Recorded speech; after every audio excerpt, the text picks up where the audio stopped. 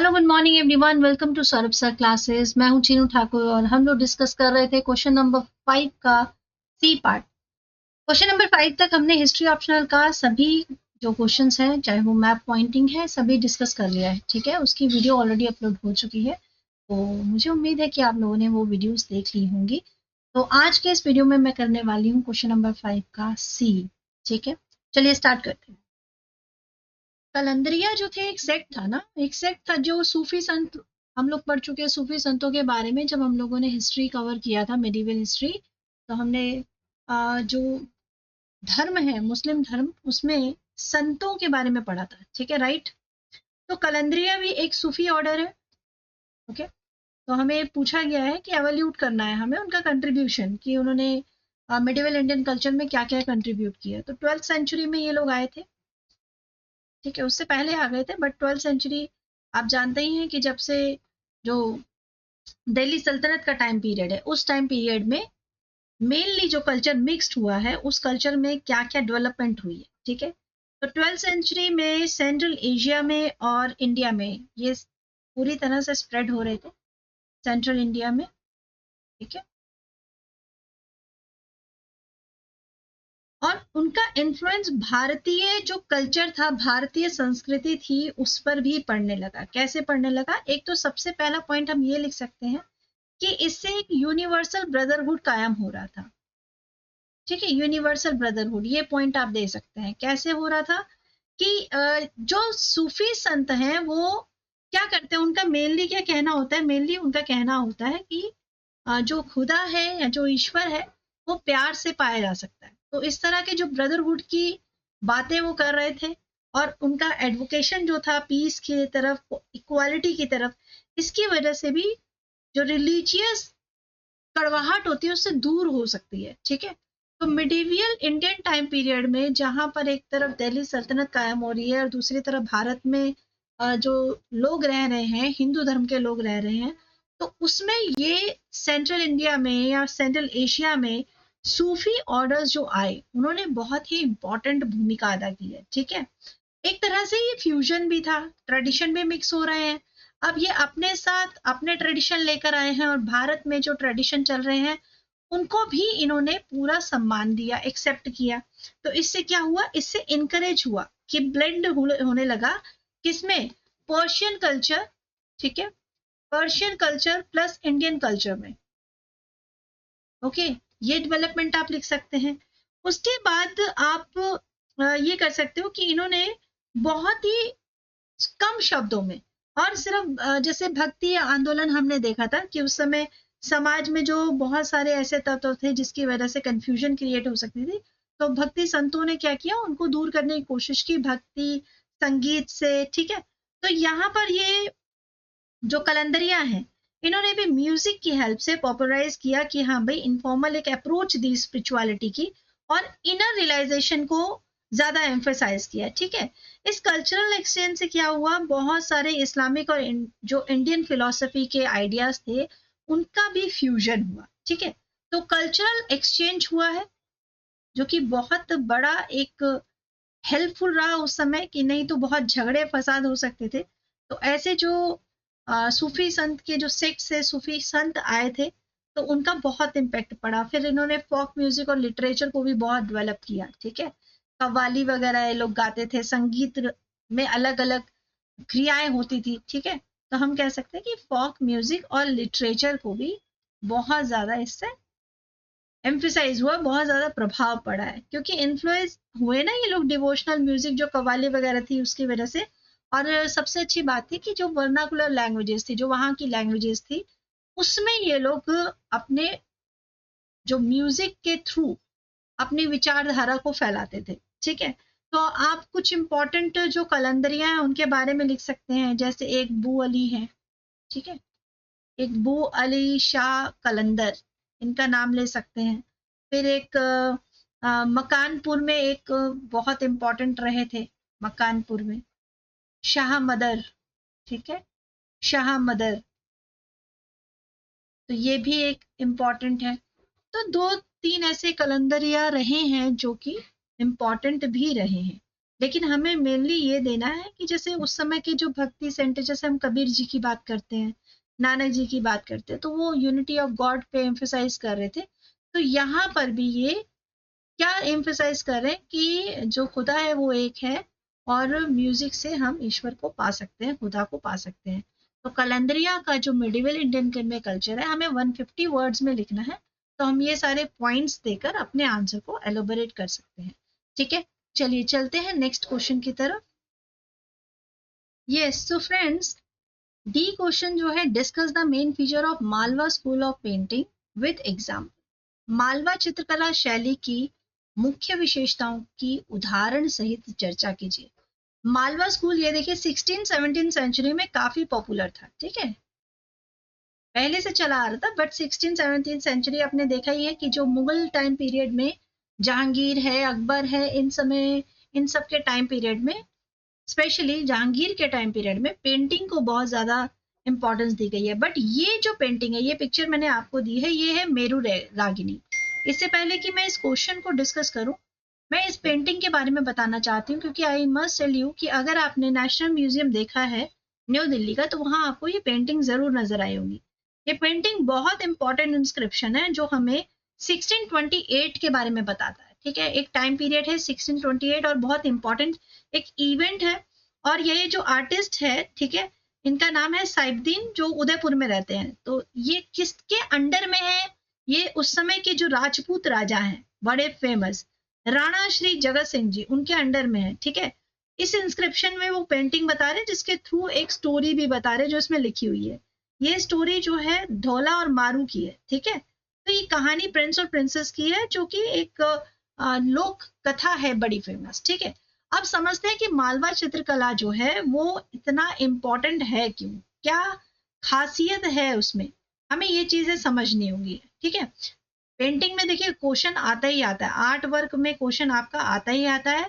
इस बार मालवा का आया है, और नहीं तो क्वेश्चन हमेशा, ज्यादातर जो होता है क्वेश्चन अलग अलग करके आता है, पर पेंटिंग में मोस्टली जहांगीर का तो कई बार आया हुआ है। ठीक है, मुगल टाइम पीरियड का कई बार आया हुआ है। अब बात करते हैं मालवा की, बात करते हैं। तो मेन फीचर क्या है मालवा के, आप ये पिक्चर्स अगर गौर से देखेंगे तो ये पिक्चर काफी कलरफुल है। ठीक है, तो पहले मैं अगर डायरेक्ट बताऊं कि अगर एग्जाम्पल मुझे लेने हैं इस शैली के, तो मैं डायरेक्ट जो लिखूंगी, क्या क्या लिखूंगी, एक तो मैं लिखूंगी कि भाई बहुत ही मतलब बोल्ड कलर का यूज करते थे ये लोग। ठीक है, बोल्ड कलर्स का यूज करते हैं। और दूसरा क्या है कि बहुत सारे कलर्स हैं, मतलब ये नेचुरल कलर भी यूज कर रहे हैं, और स्पेशली नेचुरल रिसोर्सेज का यूज कर रहे हैं। ठीक है, मोस्टली जो बैकग्राउंड है वो कैसा रहता है, तो फ्लैट बैकग्राउंड रहता है। ठीक है, फ्लैट बैकग्राउंड है इस पिक्चर का। ऐसे ही आप और भी बातें कर सकते हैं, जैसे ह्यूमन फिगर को इन्होंने बहुत इंपॉर्टेंस दी है, इस पिक्चर से ही समझ में आ रहा होगा। इन्होंने ह्यूमन फिगर पे काफी ज्यादा उनको स्टाइलाइज दिखाने की कोशिश की है। ठीक है, उनकी ड्रेस आप देख सकते हैं, ज्वेलरी आप देख सकते हैं। ठीक है, इस पिक्चर को थोड़ा और बड़ा करके भी समझने की कोशिश करते हैं। ठीक है, ये देखिए, यहाँ पर आप देख रहे हैं कैरेक्टर्स वगैरह जो है। ओके, तो फेसेस जो हैं बहुत ज्यादा सुंदर करके दिखाए हैं, आईज पर स्पेशली ध्यान दिया गया है। ठीक है, आईज थोड़ी बड़ी बड़ी करके दिखाई है, मतलब ऐसे लेंथ वाइज अगर आप देखेंगे, ठीक है, सामने से अगर आप देखेंगे, तो हमें फीचर्स में लिखना है, तो हम ये सारी विशेषताओं की बातें कर सकते हैं। ठीक है जी। और दूसरा फिर हम आर्किटेक्चरल एलिमेंट्स की बात कर सकते हैं, हम दिखा सकते हैं कि ये जो कलर है मोस्टली किन कलर्स को बैकग्राउंड को लिया जा रहा है, तो स्ट्रक्चर्ड है। और वाइट बैकग्राउंड आप देखिए तो ज्यादातर व्हाइट और ब्लू को इन्होंने कॉम्बिनेशन दिया है। आप मोस्टली जब राजपूत का जो ड्राइंग्स देखते हैं या बिल्डिंग्स देखते हैं, उनके फोर्ट्स देखते हैं, तो इन कलर्स को काफी ज्यादा यूज किया जाता है। फिर आप तीसरे पॉइंट में थीम की बात कर सकते हैं कि ज्यादातर थीम्स किस पे बेस रहते हैं। ठीक है, किस थीम पर ये लोग लिखते हैं, तो रिलीजियस थीम ज्यादातर लेते थे, तो हाँ ये कह सकते हैं डोमिनेंट रहा होगा उस टाइम का जो हिंदू माइथोलॉजी है, या फिर जैना रिलीजियस टेक्स्ट में भी आप देखेंगे, उनकी बुक्स में भी आपको इस तरह की पेंटिंग नजर आती है। ठीक है, ज्यादातर ये लोग जो हमारे एपिक्स रहे हैं, महाभारत है, रामायण है, और कृष्णा जी हैं, ठीक है, तो उन पर बेस्ड करते हुए ड्राइंग्स बहुत ज्यादा बनाई जाती थी। फिर अगर डिटेलिंग की बात करेंगे, आप इन पिक्चर्स में देखेंगे तो ऑर्नामेंट्स है। ठीक है, तो क्लोथिंग है, इवन जो कैमल है, उन्होंने भी देखो क्या परफेक्ट कैमल की आईज वगैरह, बॉडी स्ट्रक्चर। ठीक है, तो ऑर्नामेंट्स और डिटेलिंग में बहुत ध्यान दिया जाता था। फ्लोरल पैटर्न ये लोग यूज कर रहे हैं, कौन से तरह की डिजाइनिंग ऑर्नामेंट्स है, ये सारे भी आपके आंसर के पॉइंट हो सकते थे। ठीक है, पर्सपेक्टिव की बात करेंगे, नेक्स्ट पॉइंट हो सकता है कि कैसा पर्सपेक्टिव रहा होगा, क्या सोचकर ये लोग बनाते हैं, इनका दृष्टिकोण कैसा रहता था। ठीक है, पर्सपेक्टिव्स कैसा रहता होगा, ये सब पॉइंट लेकर आप बनाएंगे कि जो पिक्चर्स है एकदम वास्तविक पिक्चर ऐसे ही सामने लाकर रख दिया गया है, सारा स्टोरी देखकर समझ में आ सकता है, ऐसे पूरा बनाया गया है। ठीक है, तो मालवा जो स्कूल ऑफ पेंटिंग है बहुत ही इम्पोर्टेंट रहा है 16-17 सेंचुरी में। और जो मालवा पार्ट है वो कहाँ पर पार्ट है, आप अगर मैप में देखेंगे तो आपका मैप का जो सेंट्रल वाला हिस्सा है, पूरा सेंट्रल वाला जो इंडिया है, वहां पर मालवा पेंटिंग ही स्पेशली चलती थी राजपूत टाइम पीरियड से। ठीक है, और बहुत सारे राजपूत रूलर्स हैं जिन्होंने यहाँ पर सपोर्ट किया है, पैट्रोनाइज किया है। ठीक है, ओरिजिन की बात करेंगे तो राजपूत पेंटिंग ट्रेडिशन जो है वो काफी टाइम पहले का है और काफी अलग डिफरेंट भी है। बट जो पर्शियन जब एंटर करते हैं या मुगल जो है उनके टाइम पीरियड में, जैसे आपने देखा होगा कि अकबर के साथ में या अकबर के कोर्ट में आपको अबू हसन या बाहर के जो पेंटर्स है वो मिलते हैं। ठीक है, जहांगीर के टाइम पीरियड में बहुत सारे पेंटर आपको मिलेंगे, अकबर के टाइम पे बसावन है। ठीक है, और बहुत सारे मंसूर हैं जो कि जहांगीर में बहुत पोर्ट्रे करते हैं। तो इन ये वो टाइम पीरियड रहा होगा जब पेंटिंग को बहुत इंपॉर्टेंस दी होगी। समझ में आ रहे हैं, तो आप ये सारी चीजें अपने आंसर में लिख सकते हैं। ठीक है, चलिए बढ़ते हैं नेक्स्ट क्वेश्चन की तरफ। आई होप अब आपको ये वाला क्वेश्चन तो बिल्कुल क्लियर हो गया होगा कि आप इसमें क्या क्या लिख सकते थे। 150 वर्ड्स के लिए बहुत अच्छे अच्छे पॉइंट्स आपको मिल जाएंगे। ठीक है जी, एक वो मैंने आपको बता ही दिया है, रूलर का नाम ले सकते हैं, पेंटर का नाम ले सकते हैं, पेंटिंग का हवाला दे सकते हैं कि ये पेंटिंग जो है ऐसे ऐसे नेशनल म्यूजियम में। अगर आप चाहें तो इसकी स्टोरी भी थोड़ा बहुत मतलब करके फिर बता सकते हैं कि बहुत अच्छा फीचर्स का यूज करते हुए सारी स्टोरी दिखाई गई। ठीक है, चलिए बढ़ते हैं नेक्स्ट क्वेश्चन की तरफ। क्वेश्चन आपका ई है और क्वेश्चन नंबर 5 का ये लास्ट क्वेश्चन है। Highlight the features of Portuguese colonial enterprise. पुर्तगाली औपनिवेशिक उपक्रम की विशेषताओं पे प्रकाश डालिए। तो पोर्तुगीज जो first come last win from India, ठीक है, पहले आकर लास्ट जाने वाली जो कंपनी है, बहुत इंपॉर्टेंट है पोर्तुगीज के बारे में डिस्कस करना। और ये वाले क्वेश्चन से आप काफी कुछ मेंशन कर सकते हैं। आपके पास पुर्तगाली के पॉइंट्स बहुत सारे हैं, अगर आपने उन सबकी हिस्ट्री को क्लियर करके पढ़ा है, वो कब एंटर कर रहे हैं, फिर उनकी फैक्ट्रीज कहाँ कहाँ पर है, और उनके कॉलोनियल जो इंटरप्राइजेस हैं इंडिया में, उनकी डेवलपमेंट कहाँ कहाँ है। ठीक है, बहुत सारी चीजें हैं जो आप इस आंसर में मेंशन कर सकते थे। अब यहाँ पर क्या होगा कि या तो दो तरीके हो सकते हैं, या तो आप यहाँ पर उनकी हिस्ट्री से अगर स्टार्ट करोगे कि पोर्तुगीज एक्सप्लोरर आया वास्को डिगामा 1498 में और वो कालीकट पहुंचा, ये सारी चीजें, फिर उनका अर्ली ट्रेड रिलेशंस जो थे, वास्को डिगामा को जमूरियन ने वेलकम किया कालीकट में। ठीक है, फिर गोवा जो है 1510 में, मतलब बहुत सारे पॉइंट है। अगर आप यहाँ से लिखना स्टार्ट करते हो तो आप मेन एक क्वेश्चन से थोड़ा सा भटक जाओगे। तो आप क्या कर सकते हो, आप दोनों चीजों को मिक्स कर सकते हो। जैसे आप ये कर सकते हो, गोवा वाला पॉइंट जब आपने देना होगा ना, क्योंकि गोवा कैपिटल बना वो तो बहुत इंपॉर्टेंट पॉइंट है।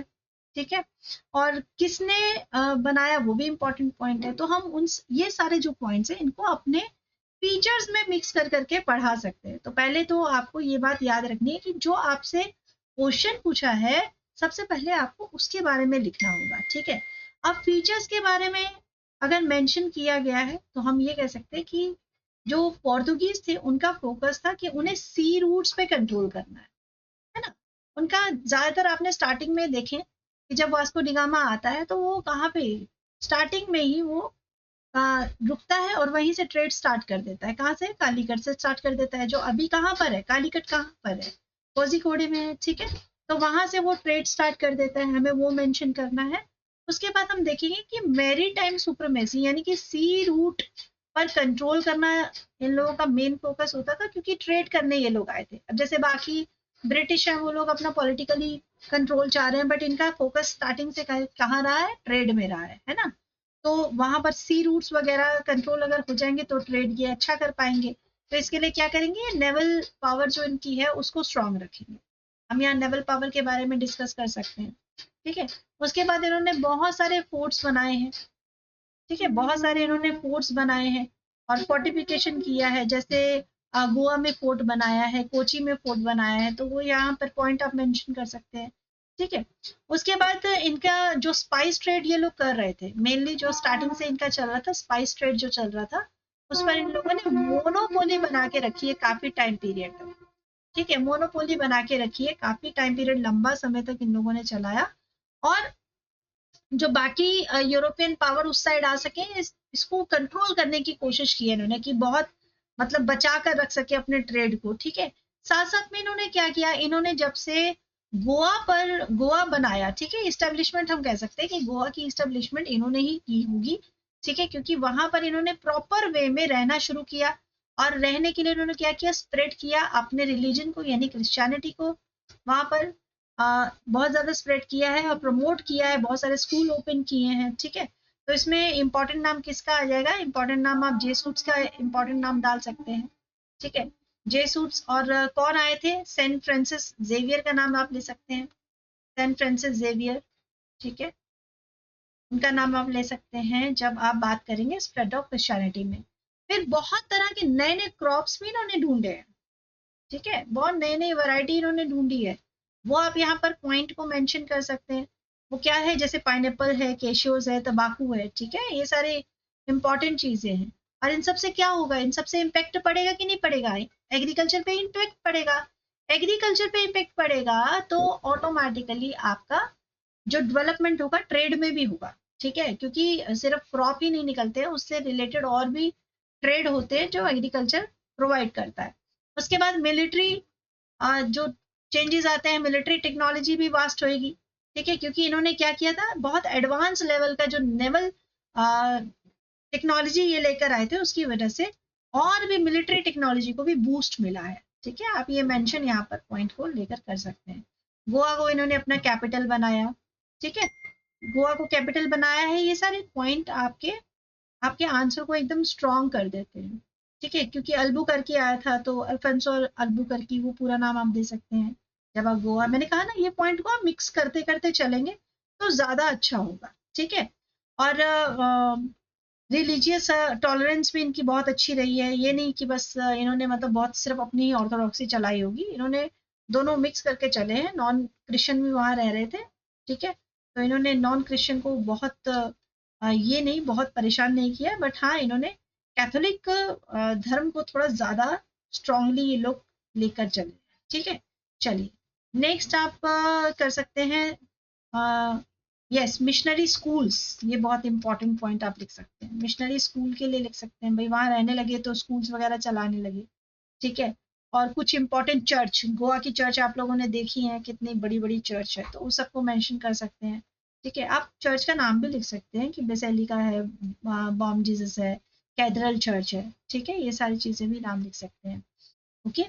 और फिर इससे क्या इम्पेक्ट कहाँ पड़ता है, कल्चरल भी इम्पेक्ट पड़ा है कि भारत का कल्चर उनके कल्चर फ्यूजन एक हुआ, मिक्स रेस की कम्युनिटी डेवलप होती है, ठीक है। बहुत इंपॉर्टेंट एक और चीज अभी मेरे ध्यान में आ रही है, printing press, yes, printing press का डेवलपमेंट भी इन्होंने किया है, आप वो भी पॉइंट यहाँ पर मेंशन कर सकते हैं, ठीक है। तो ये आपके जितने भी हैं मेन फीचर्स में आप लोग लिख सकते हैं, इससे बहुत अच्छे अच्छे आपको पॉइंट निकल के आते हैं, ठीक है। और पोर्तुगीज कॉलोनियल एंटरप्राइज किस तरह से पूरा उन्होंने जो अपना एरिया है उसको कितना अच्छे से फ्लरिश किया और बिल्कुल अपना सोच के फ्लरिश किया है, ठीक है। आई होप अब आप लोगों को आंसर बिल्कुल क्लियर मिल गए होंगे और कोई कंफ्यूजन अब नहीं हो रही होगी, ठीक है। तो ये question 5 A B C D E पांचों क्वेश्चन मैंने आपके साथ यहाँ पर सॉल्व कर लिए हैं, और नेक्स्ट वीडियो में मैं आपके साथ सॉल्व करूंगी 6th क्वेश्चन, ठीक है।